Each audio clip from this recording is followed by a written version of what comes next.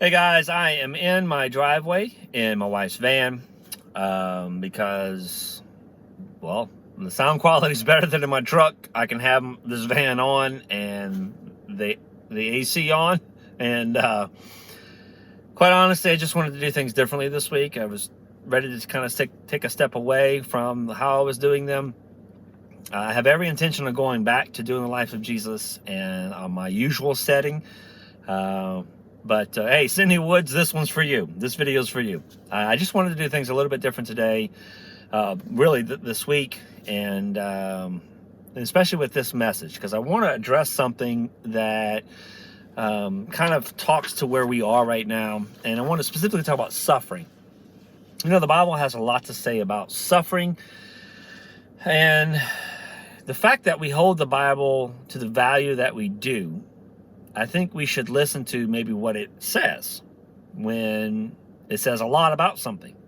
In this instance, suffering. And the reason why I think it says a lot about suffering is because we don't naturally suffer well. I think it's something that has to be learned. And so I want to share with you just some things that the Bible says and then some thoughts to consider in light of our current circumstances. So listen to what Paul says, Romans 8:17. Paul says, we suffer with Christ in order that we may also be glorified with him. I think we can relate to those people in 1 Corinthians 6:7 who were not willing to suffer wrong or be deprived, and in doing so, suing one another. What about 2 Corinthians 1:6, where Paul talks about us patiently enduring sufferings? Philippians 1:29, Paul says, it has been granted to you that for the sake of Christ, you should not only believe in him, but also suffer for his sake. In other words, counted as a privilege. 1 Peter 3:17 says, it is better to suffer for doing good. In this situation, doing good would be, well, basically doing what we've been doing. 1 Peter 4:19, those who suffer should entrust their souls to a faithful Creator while doing good. Romans chapter 5, verses 3 through 4, Paul says, rejoice in our suffering because it produces endurance, and endurance produces character, and character produces hope. In 2 Timothy 4:5, Paul says, be sober-minded and endure suffering. James 5:10 says to use the prophets as an example of suffering and patience. And James 5:13 says, is anyone among you suffering? Let him pray. 1 Peter 4:1 says that we should arm ourselves with the same way of thinking as Christ did when he suffered. 2 Corinthians 4:17 says this light momentary affliction is preparing us for an eternal weight of glory beyond all comparison. James 1:2, rejoice when you find yourself in the middle of trials, knowing that these trials produce things within us. Romans 8:18, sufferings of this present time are not worth comparing with the glory that is to be revealed to us. And again, in 2 Corinthians 1:3 and 4, Paul reminds us that God can comfort us through our sufferings. And then in 1 Peter 1:6 and 7, Peter again reminds us that trials, they test us. They can mold and shape us for the better. Now, this list is by no means exhaustive of the things that the Bible says, and I'm not going to go through each particular context to explain specifically what is being talked about there. But I will say this, in general, that most of these are talking about a context in which people are being harassed and mistreated because they're just simply trying to follow Jesus. And it just brought up all sorts of issues in that day and age in that context. And we're talking about circumstances here, well, in many ways do not compare to those contexts and those circumstances. But I'm not here to downplay what is going on right now, what anybody is going through. I am not making comparisons or discrediting other people's experiences right now. You're experiencing what you are experiencing, and it is real to you. I am simply here to invite you to consider a few things in light of these moments. Now, While the context of these passages read may not literally compare to our own, they still offer to us an invitation. Should I say an invitation to adopt a certain attitude and approach to suffering in general. Now, why is this important? Well, it's important because I believe, as I said earlier, we don't suffer well. It's our natural tendency, right, to avoid suffering. We don't go looking for different ways to suffer, right? Now, let me get to the point here. Be a bit more specific about our current situation. I am not addressing those who have gotten sick from this virus. I'm not talking about people who are grieving from family and friends who have died from this virus. I'm not talking about the doctors and nurses who are in the middle of this pandemic and who are in these moments real life heroes, serving as these amazing examples, right, for us today. What I am talking about is us. I'm talking about us who are tired of staying in. Okay, we are tired of being at home. I'm talking about those who are tired of the social isolation, tired of self-quarantine. Those of us who are tired of having to take the necessary precautions when it comes to going to the store. And, I'm talking about those of us who are experiencing this quarantine fatigue. Like, I'm with you on this. Look, I didn't even shave for this video. Like, I feel you. I am tired. I don't have the energy that I normally have, and I'm ready for this stuff to be done. And you see it all over the place. Like, people are tired. They're starting to rebel against these stay-at-home orders. People are starting to venture out more, and more people are starting to push the boundaries because they're done. And I know that we're going through these transitions and we're trying to reopen things, but many of the precautions are still in place. And but I get it, and it's okay to feel this way. None of us were mentally prepared to do any of this, right? In the beginning, I would say that we may not have liked what we were being asked to do, but we were willing to do it. But now, a certain mindset has begun to sink in, and that's a normal thing to happen as well. But it's beginning to set in, and many people, or there's no other way to talk about it than just say they're done, right? It's a real struggle, and in many ways it highlights this fact that we in general do not suffer well. Now, I'm not here to tell you what you can or cannot do. I'm not a scientist, and I'm not going to pretend to be one. I am just asking you to think about a few things before you give in to this quarantine fatigue.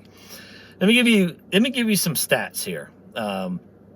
As of April 30th, there have been over 60,000 deaths from the coronavirus in the U.S. Now, I realize people die every day, and these deaths, they only account for maybe 2 to 3% of total deaths so far this year. But generalizing these numbers, this situation in this way is not helpful. These people died between February 29th and April 30th. That's 3 months. Now, maybe consider it this way. That's 33,513 people that we know of at this point that may not have died otherwise in the United States. Some of which may have been saved if they were able to do or to be in the position that you and I are currently in.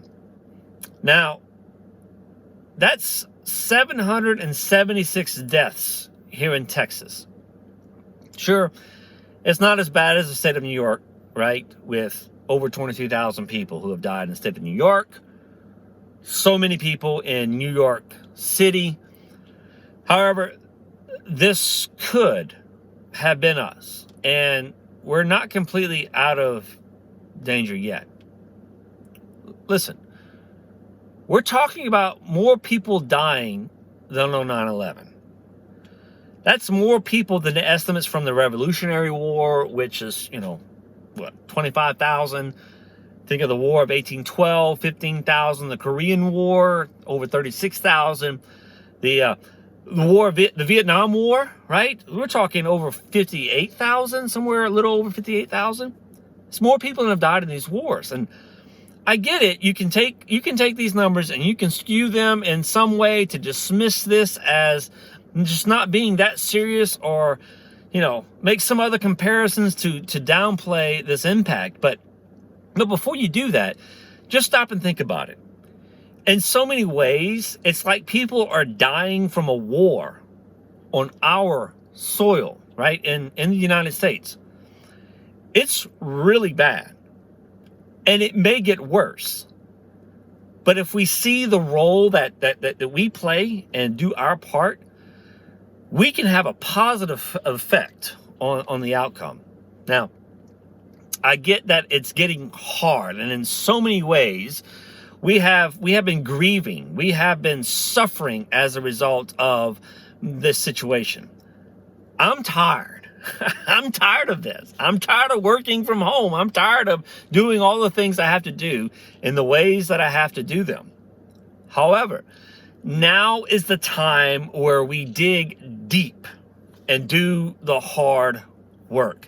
Now is the time that all of these weeks that we've gone through have prepared us for this moment. Now is the time to actually be who we say we are as followers of Jesus. Now's the time to learn to suffer. Now, I know many of you are going to be taking communion today. If you hadn't planned on it, I encourage you to try and figure out a way to do it. You got tortillas on hand, use them. Just use whatever you got. Because when we take communion, we have this great opportunity to reflect on the trials of Jesus and look at how he suffered. And man, did he suffer, but he suffered well. Think about it. From the time of his arrest all the way to the cross, Jesus didn't say a whole lot. He didn't say much. He didn't lose control. What did he say? He said, when people would say, you say you're this, and he would say, you said it. Or people make this claim about you. He says, if I would explain myself, you wouldn't listen. Then he kept quiet. He kept quiet. He endured what people were saying to him, what people were doing to him. And you know what this is like. When you're in that moment when people say something, or they try to they're painting this picture of you that you think is misinformed or it is not correct. When people are doing things to you, and you just can't stand the fact that this is happening to you, and this is an injustice, right, to you in that moment. We know the feeling, right? We have that feeling where we are going to react. It is a natural response, and we're not going to let people say things about us. We're not going to let people paint this picture of us. We're not going to allow this thing to happen to me. We're not going to allow people to control us in this way. And very naturally we respond. We don't have to think about it. We would do what I do is what I say is we react. You don't have to think about it. And in those moments, and most oftentimes in those moments, we're not in control. We actually are losing control, which is why we don't have to think about what we say. Now, when you look at Jesus, when he was actually suffering, he was in control. He didn't lose control. He maintained control. That's something to learn from. He suffered well. And I think we can learn from that. So if you're taking communion today, when you take communion, maybe for a moment, think about how he suffered and how he suffered well. And that was an amazing example for us to suffer well. And then, secondly, when we take it, we also, this sounds like it's turning into a communion talk, but it's not. But use it like that if you would like. When we take communion, though, think about it. As we're thinking about the thing, doing the thing that reminds us of how Jesus suffered well. And then when we're taking it, we take it in solidarity with everyone else. What an amazing parallel to our current situation. To learn to suffer well and to suffer in solidarity with everyone else, because we're not in this alone. And man, in so many ways, it was like Jesus was in it alone. But in the end, he wasn't, because he was doing it for us. He was standing in solidarity with us. Okay, so we have the examples of Jesus, and we have many of the words from the New Testament letters. But what does this look like right now? Okay, well, let me give you a few things. First of all, acknowledge how you feel.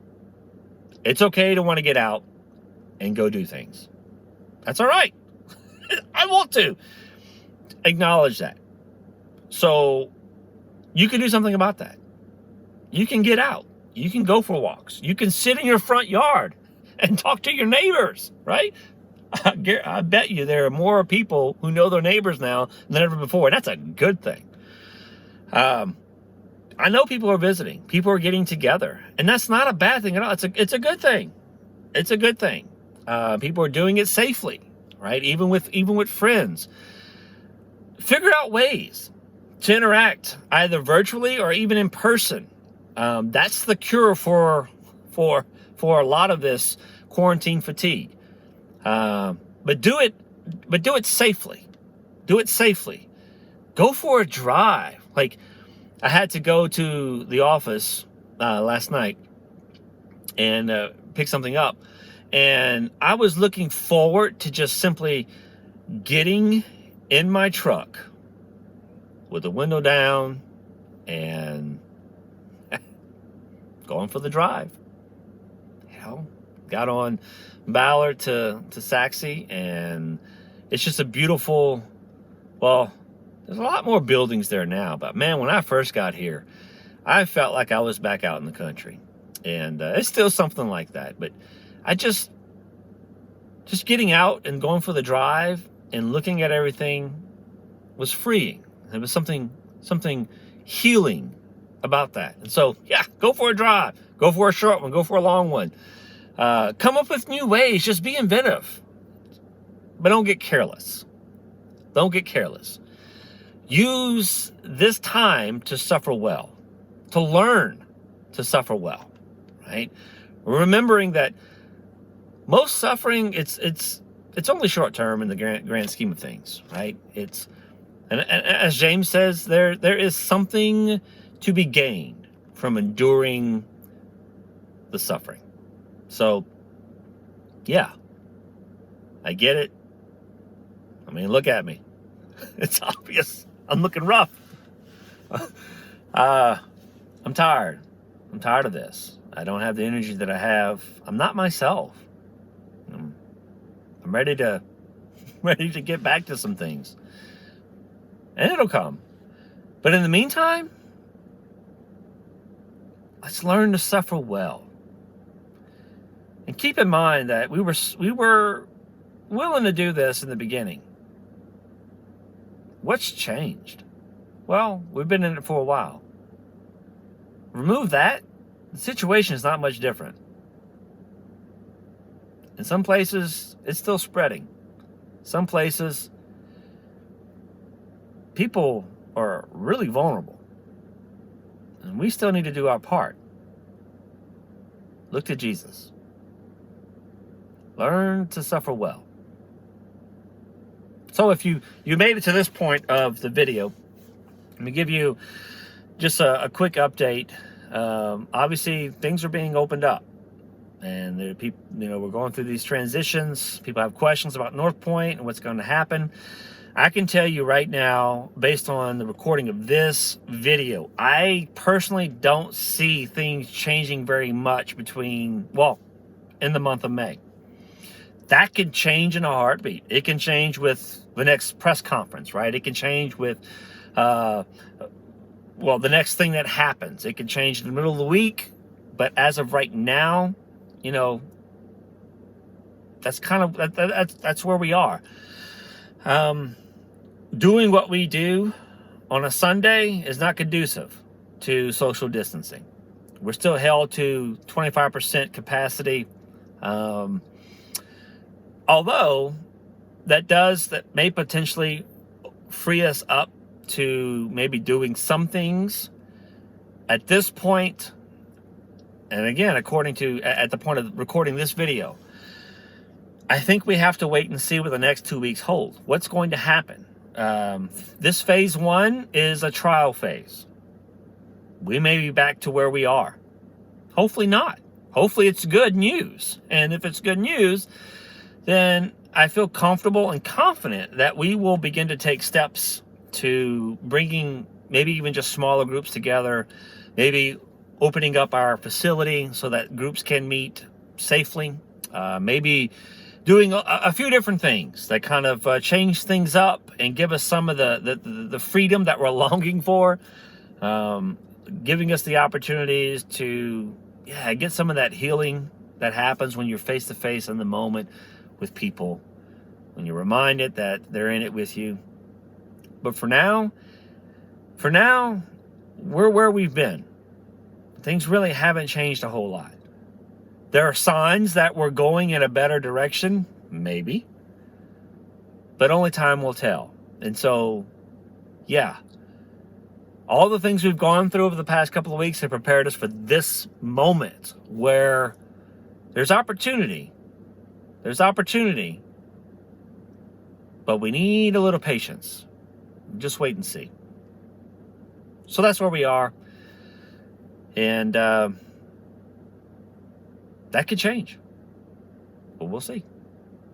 Okay, so this week I'll get back to Life of Jesus, back to my normal setting. Cindy Woods. Hope you enjoyed this. And of course, I'm just joking. Okay. Grace and peace. We'll talk to you soon.